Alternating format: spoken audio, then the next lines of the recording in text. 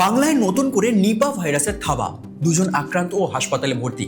কিন্তু কি এই নিপা ভাইরাস, কিভাবে সাবধান থাকবেন? নিপা ভাইরাস একটা প্রাণঘাতী ভাইরাস যা মানুষের মধ্যে মারাত্মক সংক্রমণ ঘটাতে পারে। এক ধরনের জুনোসিস যা মানুষ ও জন্তু দুপক্ষকেই ঘায়েল করে। সাধারণত এটি প্লাটিওপাস বিটিকুলারিস জাতের ফল খাওয়া বাদুড় থেকে ছড়ায়। তবে শুধুমাত্র বাদুড়ই সংক্রমণের উৎস এমনটা নয়, সংস্পর্শে আসা যে কোনো মাধ্যম থেকে মানুষের মধ্যে ছড়াতে পারে। সবার প্রথমে 1998 সালে প্রথম মালয়েশিয়ায় এই ভাইরাসের সন্ধান মেলে। শূকর প্রতিপালকদের মধ্যে প্রথম এই রোগ ধরা পড়ে। 2001 সালে শিলিগুড়িতে নিপা আক্রান্ত হয় 66 জন, এর মধ্যে 45 জনের মৃত্যু হয়।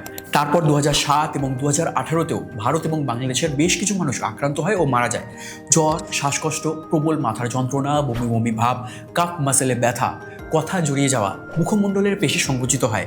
জ্বর বাড়তে থাকলে ভুল বকা শুরু হয়, স্মৃতিশক্তি লোপ পেতে থাকে, মৃগী রোগীর মতন খিচুড়ি শুরু হয়।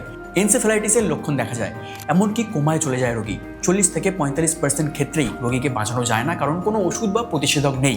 উপসর্গ ভিত্তিক চিকিৎসাই একমাত্র সম্বল। ভেন্টিলেটর সুবিধাযুক্ত আইসিইউ বেডে রেখে রোগীর চিকিৎসা করতে হবে। রাইভাভিরিন সহ কয়েকটা অ্যান্টিবায়োটিক ব্যবহার করা হয় অবশ্য। তবে আপনি যেটা করবেন, কাটা ফল থেকে দূরে থাকবেন। রাস্তায় ফলের রস কিনে খাওয়া চলবে না। আপাতত খেজুর বা তালের রস থেকে দূরে থাকুন। কোভিডের মতন ওয়াইড রেঞ্জে নয়, প্যানিক করতে হবে না, তবে ভিডিওটা শেয়ার করে সচেতনতা ছড়ান।